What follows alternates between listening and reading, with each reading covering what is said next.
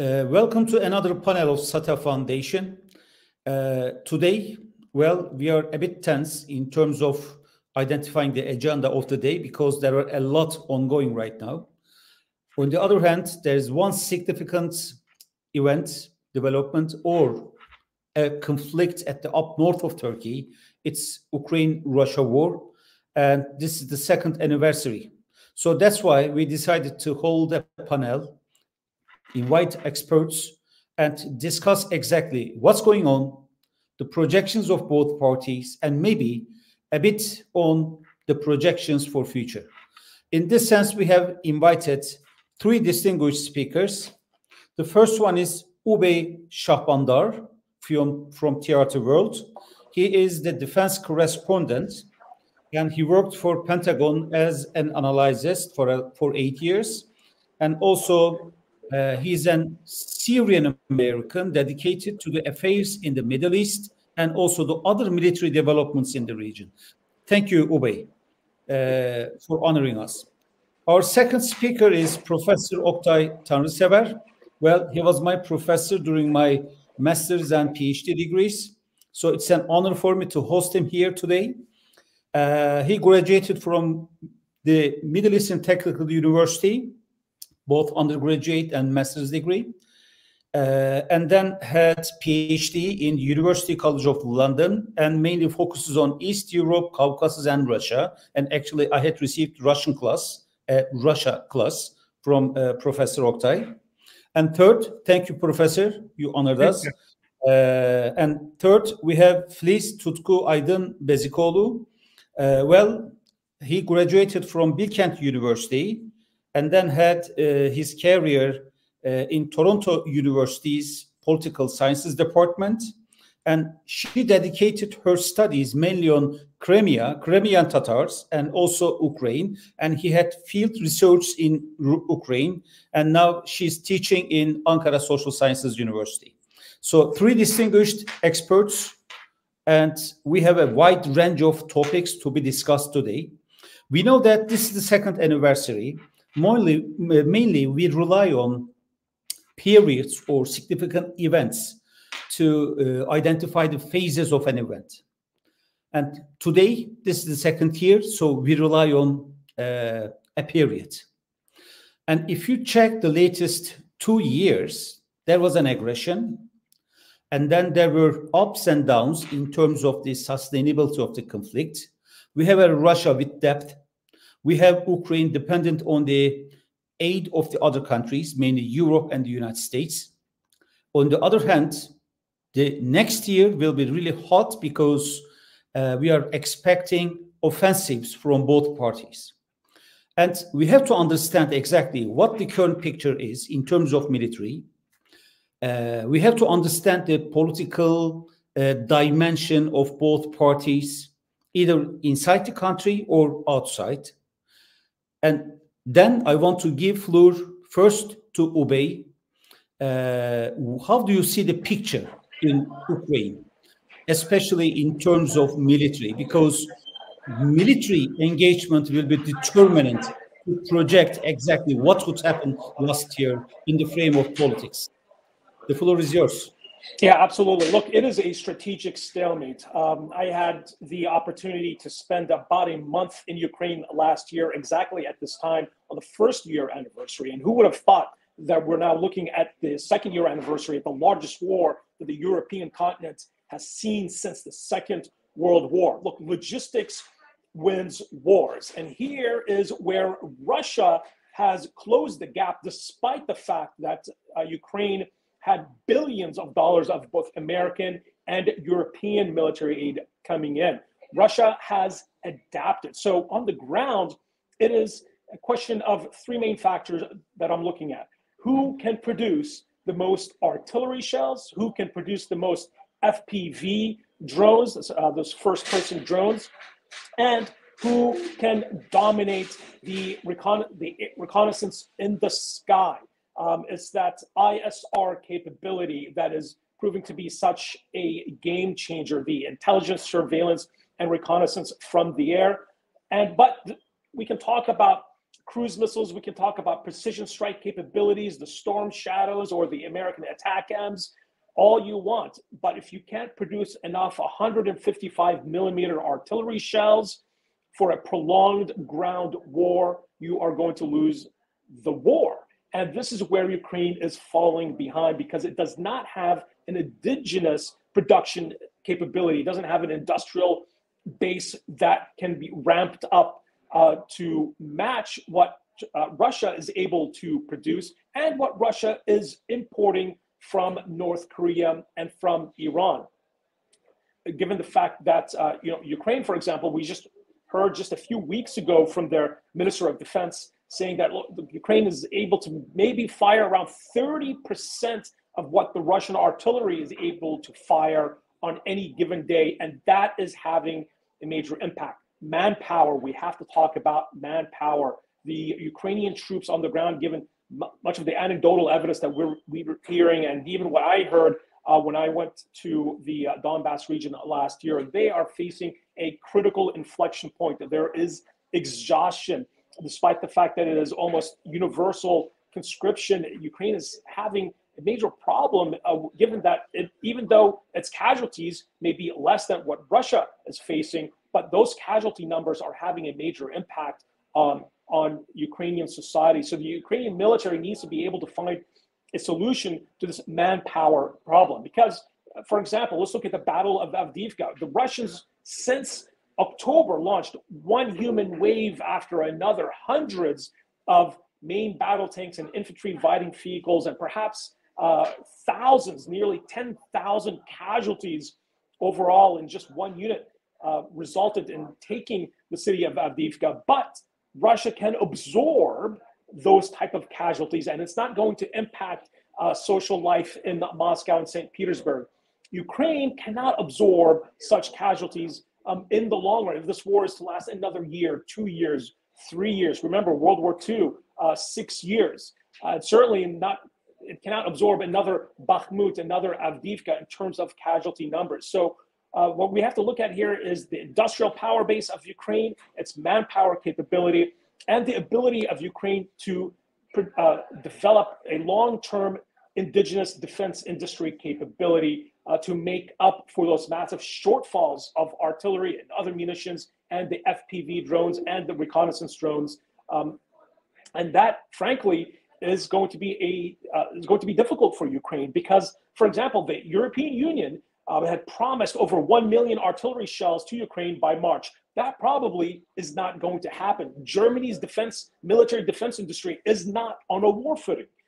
France's defense industry is not on a war footing, despite the fact that the continent, again, is facing its largest and deadliest war since the Second World War. The Russian defense industry is on a war footing. They are willing to do whatever it takes to work with their allies in Iran and North Korea to send hundreds of ballistic missiles. They may not be the most precision-guided ballistic missiles, but they can exhaust Ukraine's existing stockpile of anti-aircraft weapons of the anti-air defense missiles and their ability to launch counter batteries. So it doesn't matter that the Ukrainians have Patriot battery defense systems. If they run out of those missiles in the face of hundreds of Shahid kamikaze drones and the latest and the more advanced Shahids that the Russians are receiving from the Iranians, quantity will defeat quantity given a long enough time period in a war. And that, so Ukraine is facing a difficult inflection point when it comes to the logistics of this war. And now they are clearly on the defensive. That gives Ukraine an advantage. But unless Ukraine is able to solve those issues, its major obstacles when it comes to logistics and manpower, it is going to face a very, very difficult year.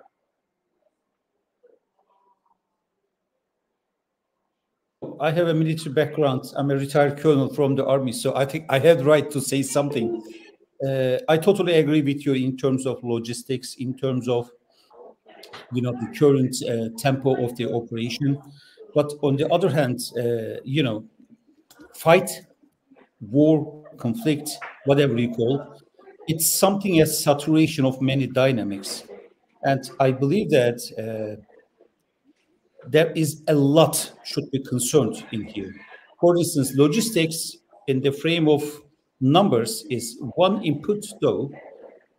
What's happening inside the Russian army, because they have experienced a mutiny, and now there's another company on the field. We know that they built up two companies and they're under strict control. So we have to check the other dynamics as well. And I will ask this, especially regarding the negative aspects of Russian army, I mean, vulnerabilities in the second tour. Thank you so much. And I know that you have a broadcast, so you are free. And we are expecting you afterwards. Thank you so much. I will come right back. Going on air, I will come right back. Thank you, Dr. Okay, bye-bye. Okay. So let me go to Professor Oktay. Russia, a giant in terms of land, population, capabilities, capacities. Today, there is a one-man rule in the country. Well, Navalny was an incident of last week, but I don't know if any will remember next month. This is another story. So how do you see the Russian perspective? How can you assess or interpret not only the Putin, but Russians at all? How do you interpret it, sir? This war is a major test for Russia, and we cannot say that Russia passed the test successfully, although Russian media tries to draw a different picture and try to create the impression that Russia achieved most of its war objectives, and the political leadership also does the same. But in reality, Russia suffered greatly. Its weaknesses in the military became quite evident. As Mr. Shahbandar noted, Russian casualty numbers are surprisingly high, but there are also other military challenges Russia faced. I would like to discuss Russia's performance by looking at the military, political, and economic aspects. And the scorecard is quite mixed. Yes, Russia achieved some of its objectives, but at very high cost. Especially human rights, we shouldn't really ignore the Russia's actions, especially in the first stage of the war, and human suffering, and also the events in certain parts of the country. They are all well noted, and international community will always remember these Russian actions against civilians, and this is very important, I think. So this is a very important aspect of this war, Russia's invasion of Ukraine. It is not seen, it is seen illegal globally, even if there is not much direct criticism of Russia in certain parts of the world. But overall, Russia's invasion was not considered legal, or it is illegal, definitely, but even supporters of Russia distanced themselves from supporting Russia's military action. So legal and human rights aspects are quite important. But when we look at the military aspect, Russia, especially Navy,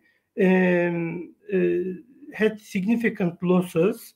Moscow was really a very important loss for Russian Navy, and Russia's naval capacity in the Black Sea has been weakened greatly because of the Ukrainian targeted actions on specific naval capacity of Russia. So we also see some problems in the leadership, military leadership. There were some disagreements among the chief of staff and the high-level commanders.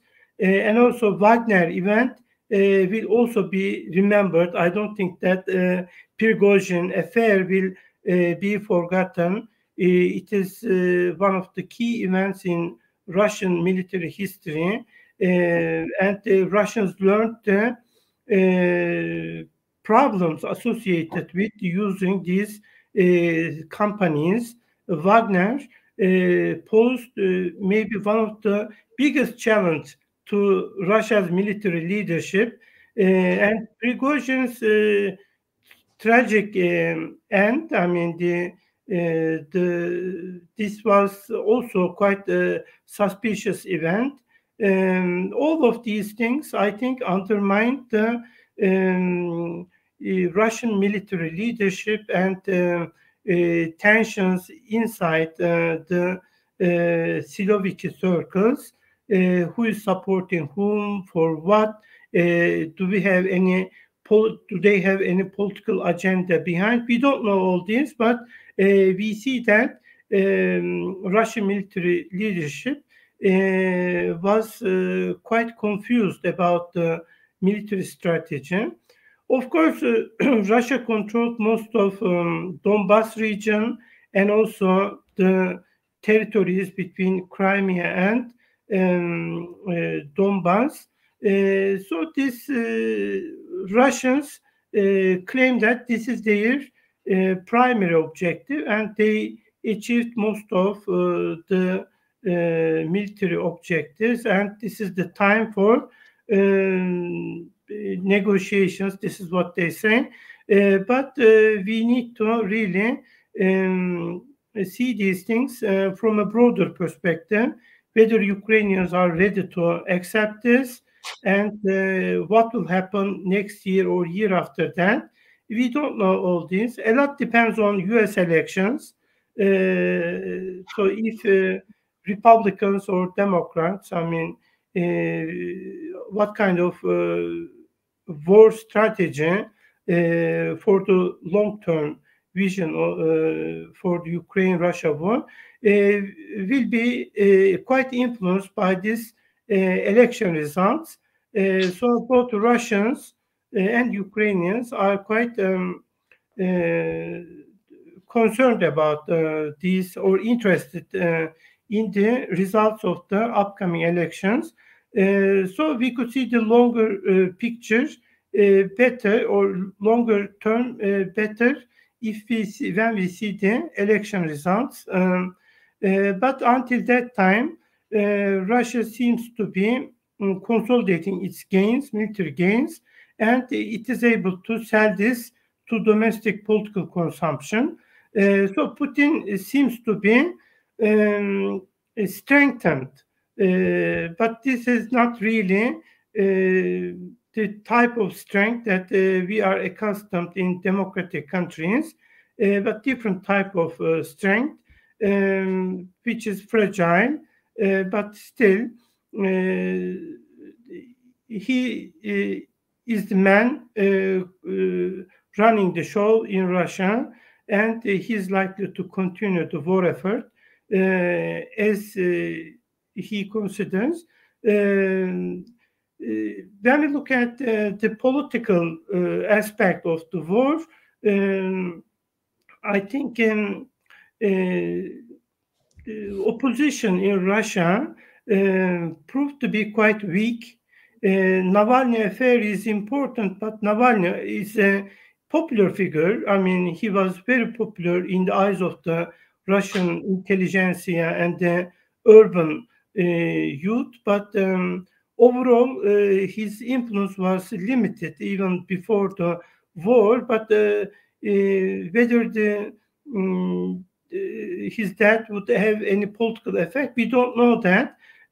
But more likely scenario is that Russia is likely to have elections as expected, and re-election of Putin shouldn't be surprising, because the Ukrainian war he is in the Russian mass media.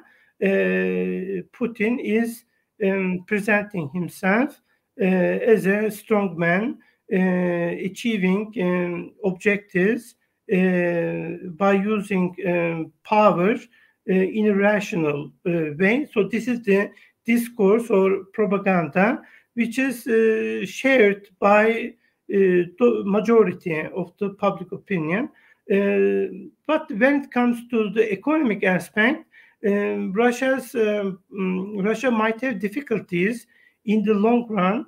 So the continuation of the sanctions would be felt more and more in future, and the Russian public opinion would demand end to war.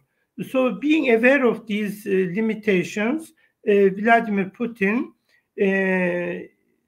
sending messages, as we have seen the latest interview to American journalists, he hinted that we could now talk about ending the war, but on his terms. This is not acceptable for Ukrainians, and Filiz Hoca will discuss the developments in Ukraine, but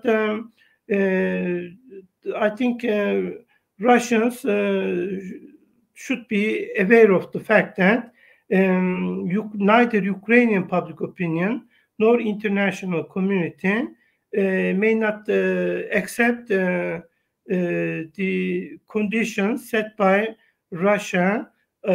This would be major concession from Western security perspective. So European security will be hot topic because of this war, and there will be major changes in Europe.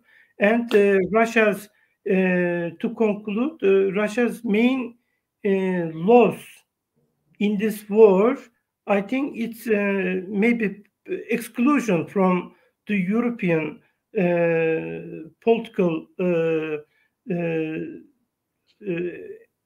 environment, and it will be marginalized in global affairs. This is a very high price, so compared to its military gains, which might be temporary, these seemingly permanent losses at the European level and the global level, I think are quite alarming for Russia. Maybe in 10 or 20 years' time, Russia may not be able to maintain its major power status or regional power status, because winning the war in Ukraine partially may not bring success. Important thing for such major players is to have higher global standing. Russia seems to be losing that. I hope Russians will revise their strategy and discuss these issues frankly with Ukrainians and international community, so that this war could be ended with sustainable results for Ukrainians and also Russians.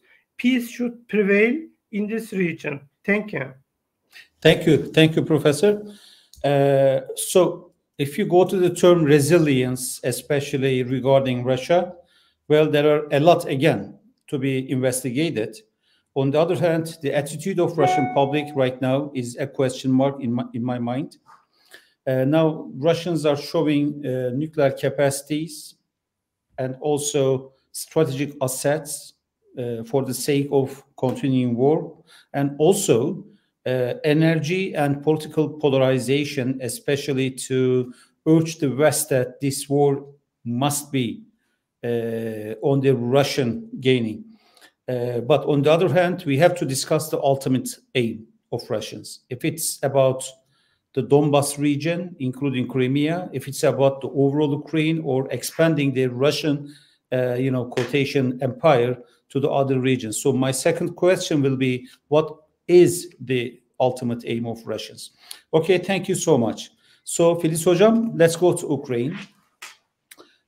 Well, it's not easy to sustain a war, especially if you are lacking resources, manpower, and in the meantime dependent on the third parties, because it's a fragility if they will keep continue, because there are ups and downs in the Western Hemisphere, if they should continue to support Ukraine, or at least be much more focused on their own national capacities once this war could expand.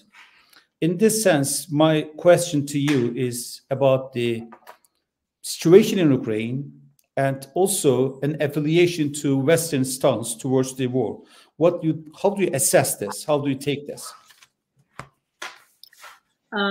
Thank you very much. It's a very good question. Of course, we have to look at the Ukrainian domestic politics as well. Recently, Ukrainian, because of the war strains, as you mentioned, Ukrainian political scene was more divided because the counterattack has not been very successful as expected. Because Zelensky kind of betted his political future on a very successful and triumphant counterattack, but I think that was a wrong strategy, and that was in a way a gamble. And when it wasn't successful, now Zelensky has to take all the responsibility. And that's why he, in order to shift the responsibility, he fired his main military chief, the chief of general staff, Zaluzhny, because Zaluzhny has been critical of some of Zelensky's orders on the military strategy. As you know, there has been a very tiring war in Bakhmut and other places, which made a Ukrainian army lose many soldiers, almost not for any critical strategic purpose, right? It is, some say this was, Zelensky's insistence, and Zaluzhny was critical of setting this as a goal. So because of this political clashes between the two parties, Zaluzhny now lost his job, and Sirsky came to a job as the new chief of political staff, a person who is more close to Zelensky.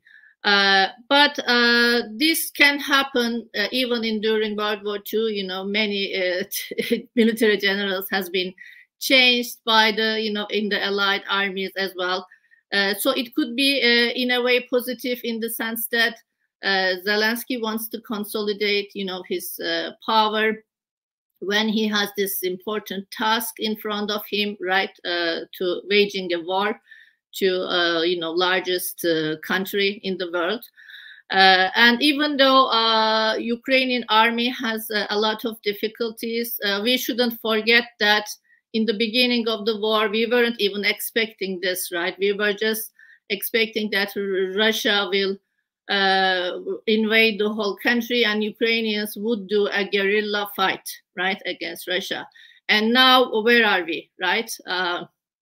We know that Ukraine has won many battles, including Battle of Kiev, and also has won the naval battle against Russia and got the naval superiority, as Oktay has explained. But despite all these internal clashes and some corruption scandals within the country, I would say Ukraine is still maintaining its democratic system, which is admirable.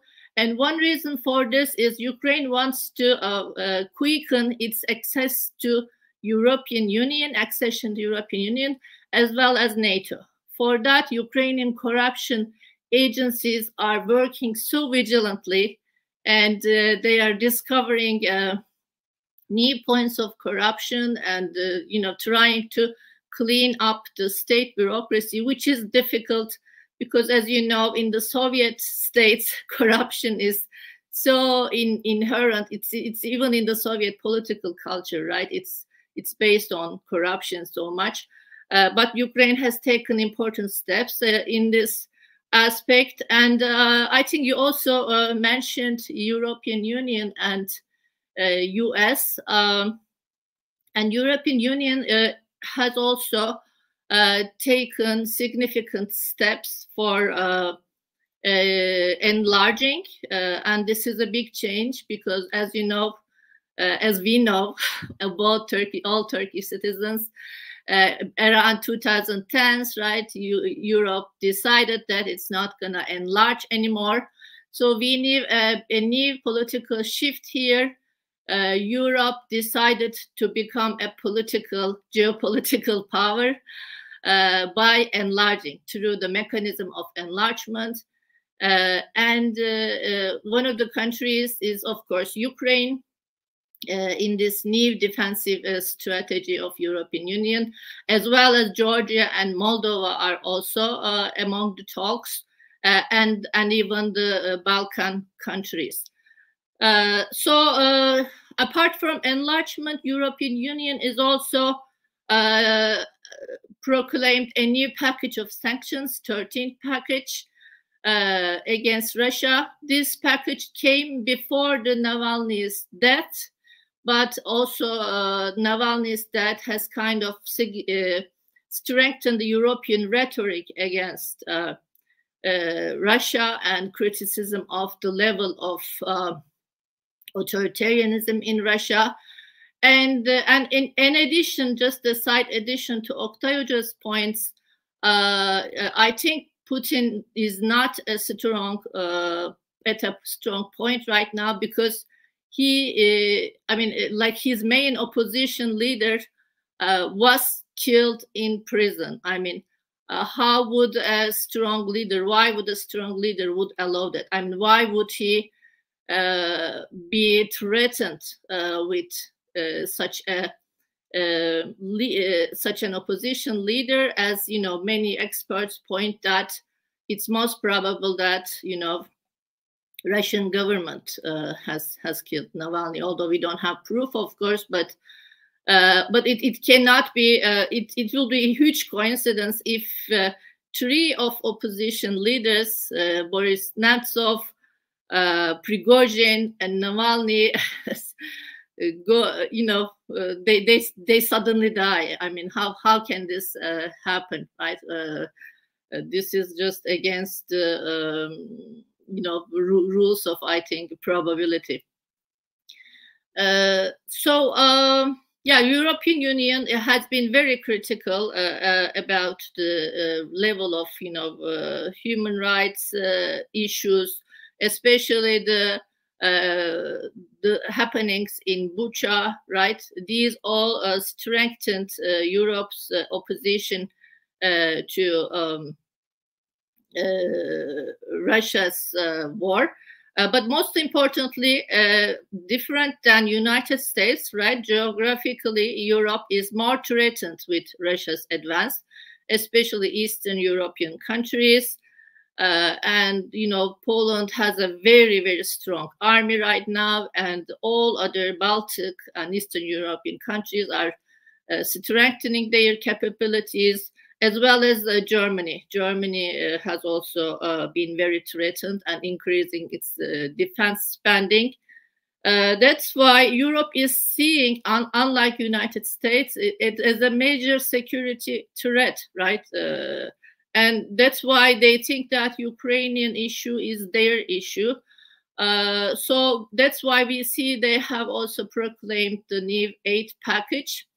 I think 31 billion euros, close to the amount they have already given to Europe. When we come to the United States, it's a different, you know, story. Although United States is one country, it is less united than Europe, which is made of 27 countries. It is unbelievable in a way. But that's just because of the nature of the US system. People are even talking about a new civil war possibility in the United States, because along with the old civil war lines, right, with the upcoming election of Biden. So far, the $95 billion aid package to Ukraine has passed from Senate, but it did not pass from House of Representatives, and it is, you know, dominated by the Republicans. So far we don't. We are expecting, you know, a positive. If there is a positive result in terms of passing of this aid package, we could say, you know, U.S. is fulfilling its responsibilities as a world leader, because, as you know, Biden triumphantly went to Kiev and promised the Ukrainians. But if it doesn't pass, this means once again U.S. foreign policy has failed as many times as in Afghanistan, right, Iraq, Israel, and in many places. And I think U.S. will risk its claim to be a world leader, right, if it keeps unfulfilling these promises. And this will give a signal to all authoritarians all around the world that basically you can roll over your tanks to the adjacent country, and then you can occupy it and nothing will happen. And I think that's not the kind of world order none of us want to see us in. I don't know if this answered some of your questions. Yes, absolutely. Actually, while listening to you, I'm inspired by a question frequently asked by journalists: what's next? Because it's really hard to predict what will happen tomorrow regarding Russian-Ukraine war. On the other hand, we need future projections. Well, there was a great expectation, especially in the Western Hemisphere, that this Ukraine war will be somehow concluded in several years, and then expect something either in Moldova or Georgia. I think we should also include Central Asian countries, not with direct interventions, but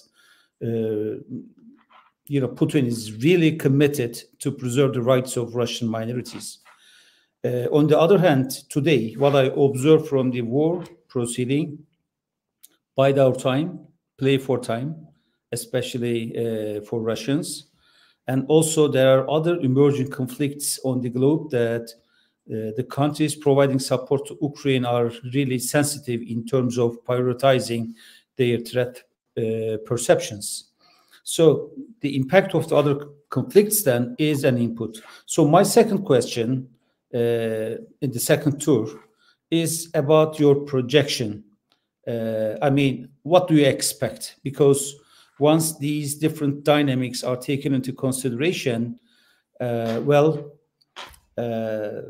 the one who has most patience somehow will be victorious. So thank you so much, Professor. So let me go back to Oubai. I think you concluded your broadcast. So let me come back my question, as I had informed you before. Russian vulnerabilities, because vulnerability is something. First of all, let me just inform the audience. Vulnerability is not something missing in an inventory. Vulnerability must be exploited somehow by the other party. If Ukraine cannot exploit any weakness, it's not vulnerability, by the way, or the West. So for you, what is the Russian vulnerability? And to what extent these vulnerabilities can be exploited either by Ukraine or the other Western countries? Yeah, you know, William Burns, the director of the Central Intelligence Agency, published a long analysis in Foreign Affairs, I believe just a few weeks ago, and there's a couple of points that he made on the war that I think that are worth repeating. One, you know, he discussed how this invasion of Ukraine, where 98% of all of Russia's military force from the Arctic, from the Pacific, from the Baltic, all, including its most elite divisions in the Western military district, are all in one form or another involved in the war or deployed on the Ukraine front. So essentially, what has happened here is that all this investment that Vladimir Putin has put in since he came to power over 20 years ago for the modernization and the revamping of the Russian military to make it a more European military force, moving away from the Soviet era, all of that has essentially dissipated because of the damage that this war has led to, both in terms of material, in terms of organization, and in terms of manpower. So, for example, and this is a point that the United Kingdom's defense ministry has brought up time and time again. Right now, the Russian military has no force facing NATO. Its most elite units that are in the Western military district that are supposed to be deployed in the contingency of a conflict against its main principal adversary, NATO allies, they're all bogged down in Ukraine. So that is a big vulnerability. And the war in Ukraine has also exposed serious internal dysfunction in the organizational capacity of the Russian military. So a lot of this reform and revamping and modernization that the Russian military supposedly had gone through over the years, that was exposed to have been really, a lot of it was only true on paper because of corruption. And we saw that manifest itself through the realization that many of the Russian troops that were sent into Ukraine didn't have the necessary hardware, didn't have the necessary ammunition or even winter clothing. And a lot of the tanks, the heavy armor that was sent in also was bogged down. So what happened here, this itself is a major vulnerability because the myth of the Russian military juggernaut was popped. And so I think that is a big vulnerability here. Look, imagine if the United States military sent in 200,000 plus troops into Canada across 4 separate front lines, all the way from the Pacific to the Atlantic. And then imagine that force, that American force, being bogged down in the city of Hamilton, not even being able to reach Toronto or Ontario. So that would be humiliating for Washington.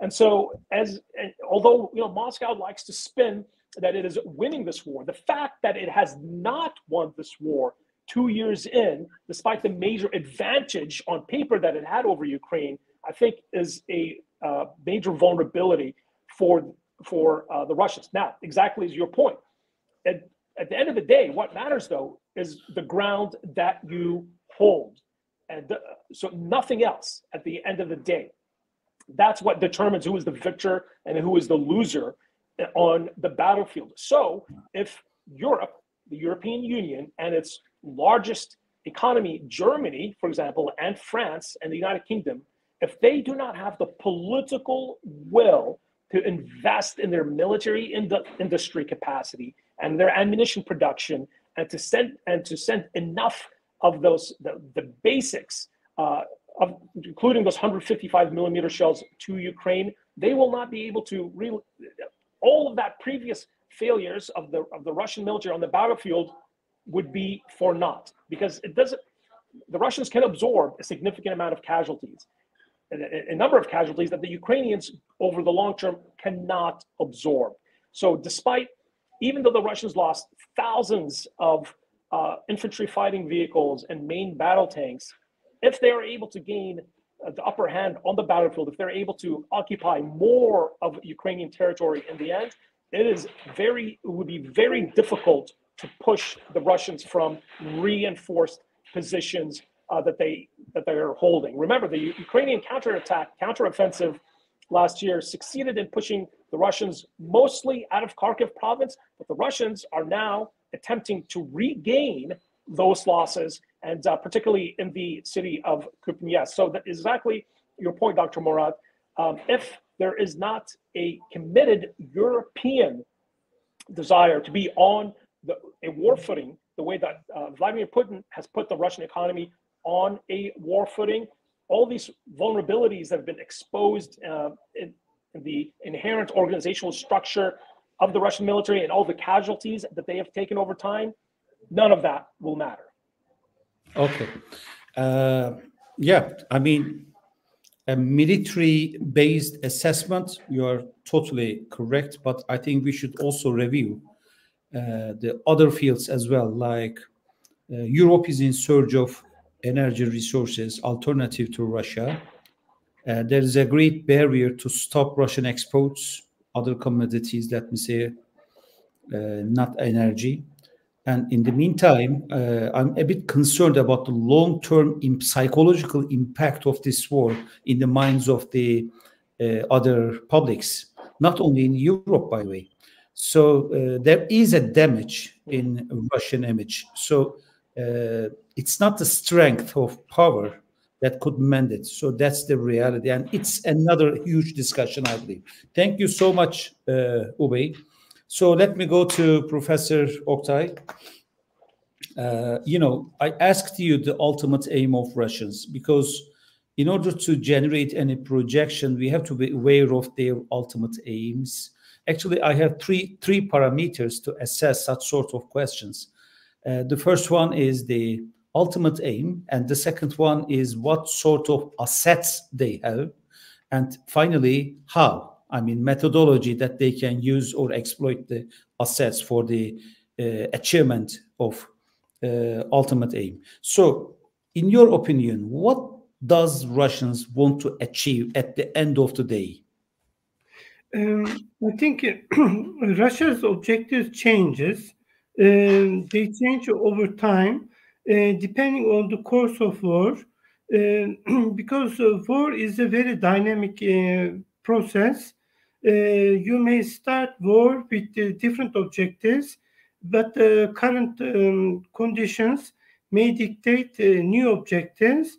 So Russia's and also Ukrainian war objectives have changed over years, and they will change in future too, depending on the opportunities and risks and the assessment of strategic environment. I think Putin's current objective, of course it could change, is to consolidate its gains in the war.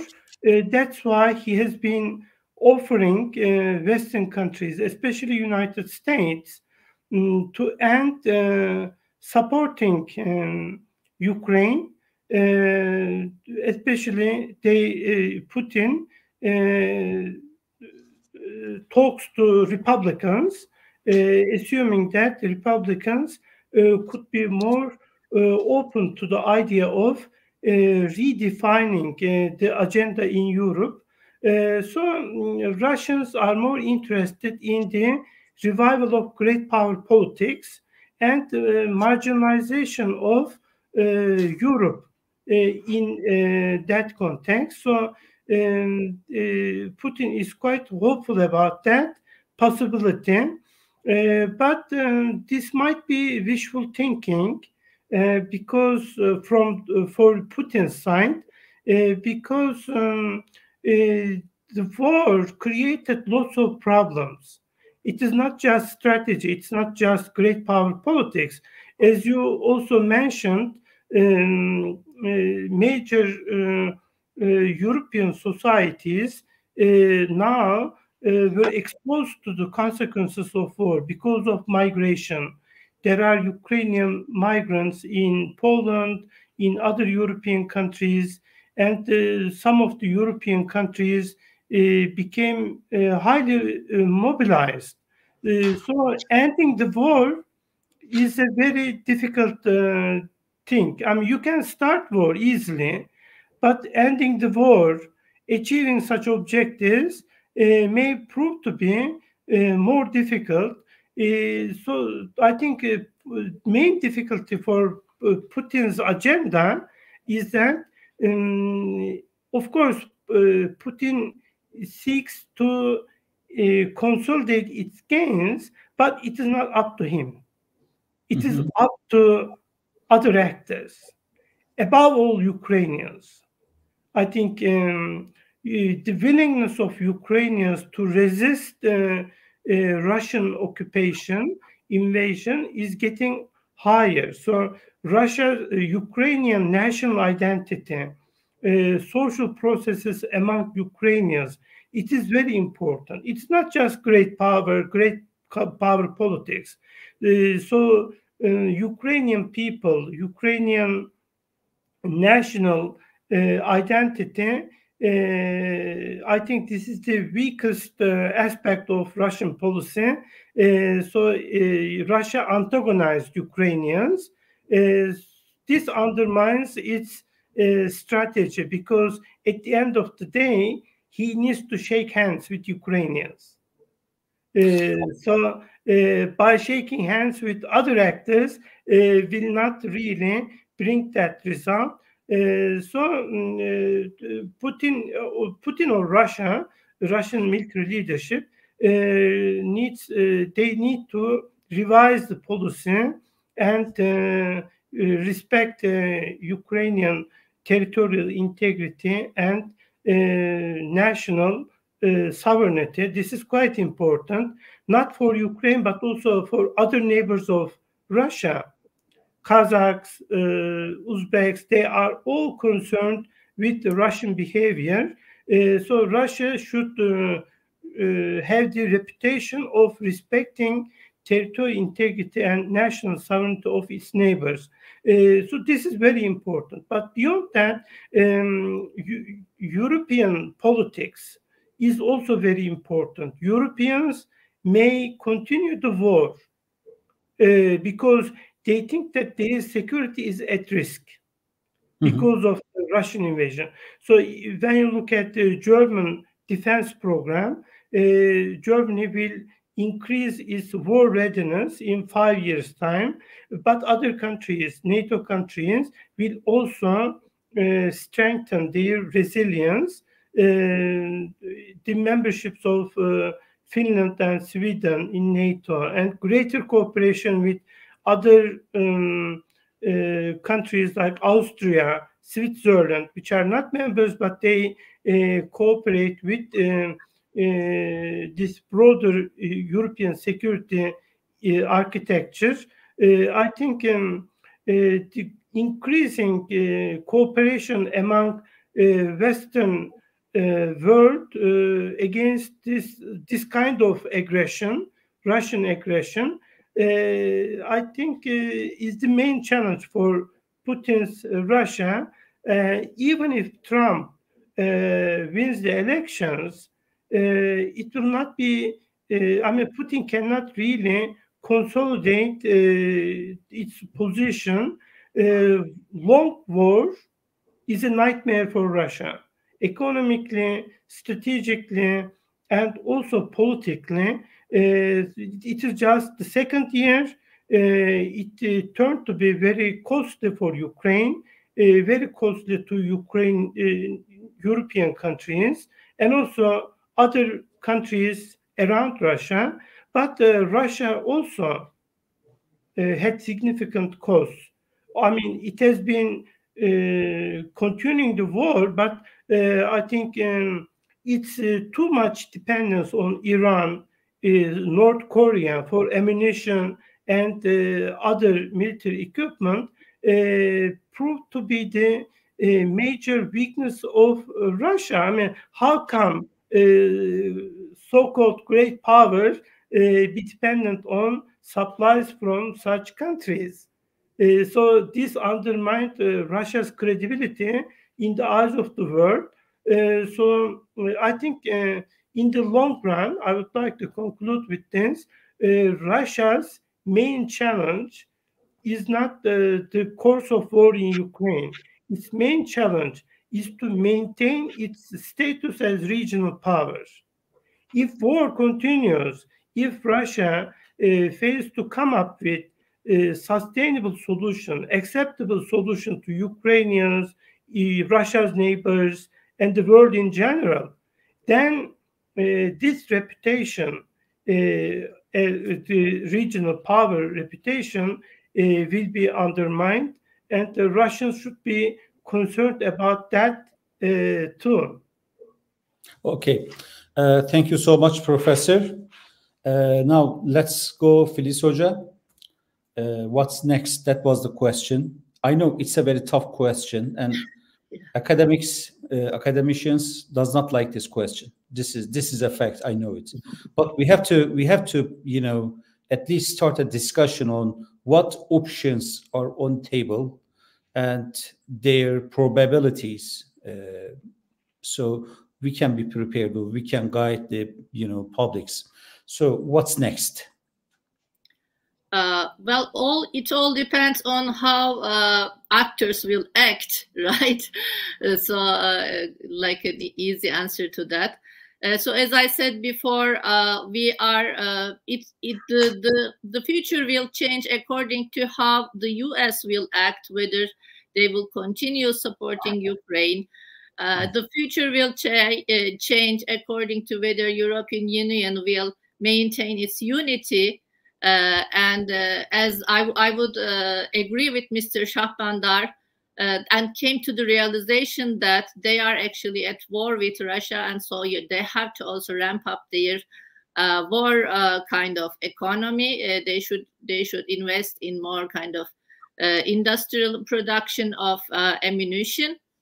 And if they don't realize that, and they just continue as they do, by providing aid to Ukraine very late, then Russia might advance, right? So like it's like we are in a cross road right now. On the other hand, Ukraine also has to maintain its unity and its determination. Being independent country is not easy, and we know it. As in Turkey, of course, we also suffered so many wars trying to strengthen our country. So it is also up to Ukrainians' determination and their national solidarity with all the peoples in Ukraine, and with that Crimean Tatars, of course. Next week it's the 10th year anniversary of Crimea's annexation is also upcoming, and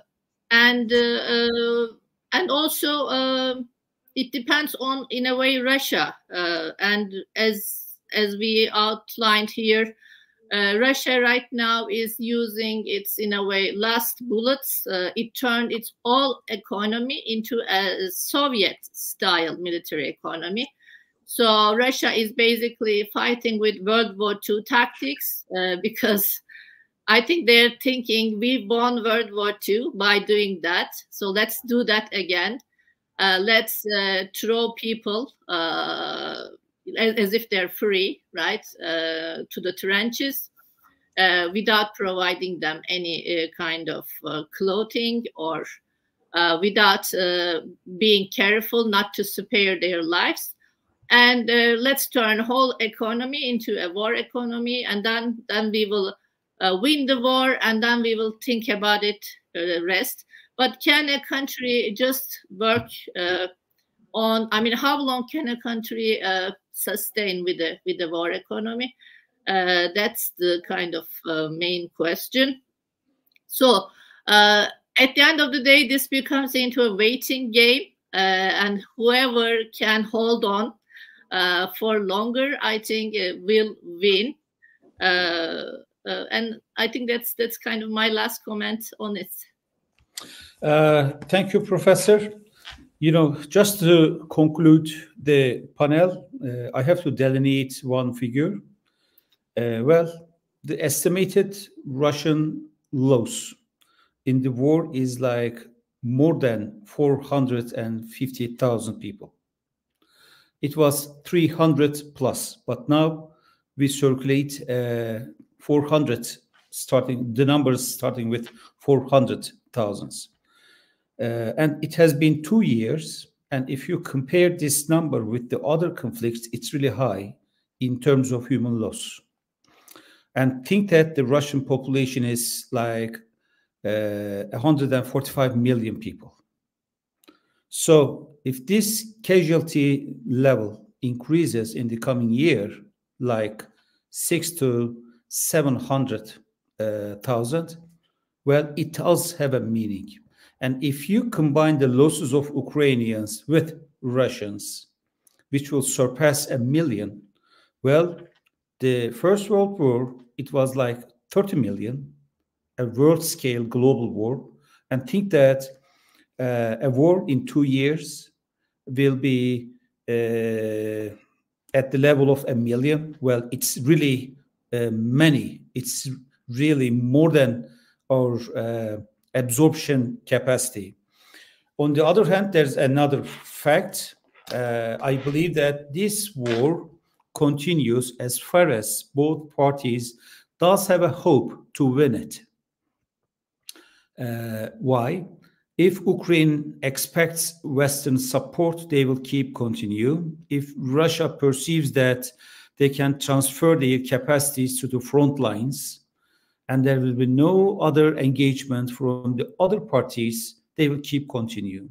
So we wish they agree through mediations. There are alternative options to resolve the incompatibility. But let's see.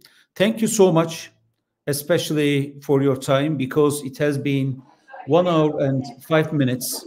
And I would like to thank also guests listening us through YouTube or Twitter or Instagram, and expect to meet you maybe soon. Thank you so much. Bye-bye. Thank you.